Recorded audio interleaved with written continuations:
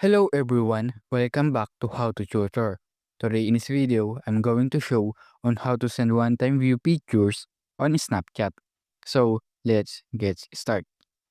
First, open your Snapchat app on your mobile device. At the bottom, tap the chat icon. Choose a person that you want to send. Here, you will see the photo icon, then tap it. After that, tap the circle to take a picture. Now, at the right side, tap the timer icon. Then set it on how many seconds that you want. After that, you will see the timer icon on the upper right side. Then tap it. Then tap the send button.